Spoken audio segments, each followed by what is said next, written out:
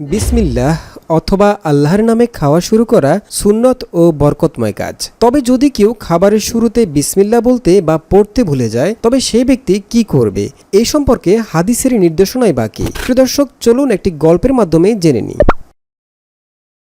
এই রেস্টুরেন্টটা তোমার কেমন লাগছে ওমর? অনেক সুন্দর বাবা, আমার খুব ভালো লাগছে এখানে এসে। নাও খাওয়া শুরু করো।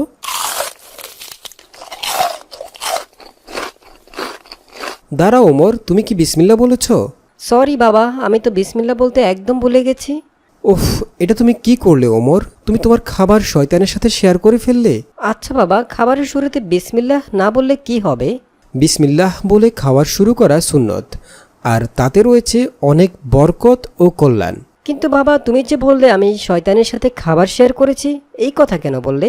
শোনো, বিসমিল্লাহ বলে খাবার শুরু করলে শয়তান সে খাবারে অংশগ্রহণ করতে পারে না। আর যে ব্যক্তি খাবার শুরুতে বিসমিল্লাহ পড়তে ভুলে যায় ওই ব্যক্তির সঙ্গে শয়তান আনন্দের সঙ্গে খাবার খেতে থাকে, আর সেই খাবারে বরকত থাকে না। তাহলে এখন কি হবে আমার? আমি বিরাট ভুল করে ফেললাম। চিন্তা করো না, ইসলাম আমাদের জন্য সব পথ খোলা রেখেছে। তুমি যদি খাবার শুরুতে বিসমিল্লাহ বলতে ভুলে যাও তাহলে আরেকটা দোয়া তোমাকে পড়ে নিতে হবে। আলহামদুলিল্লাহ, তাহলে তো অনেক ভালো হলো। হ্যাঁ ওমর, তুমি এখন বলবে বিসমিল্লাহি ফি আউয়ালিহি ওয়া আখিরিহি। বাহ, খুব ছোট দোয়া, আমার তো মুখস্থ হয়ে গেল। বিসমিল্লাহি ফি আউয়ালিহি ওয়া আখিরিহি। আচ্ছা বাবা, এই দোয়ার মাধ্যমে আমরা আল্লাহকে কি বলি?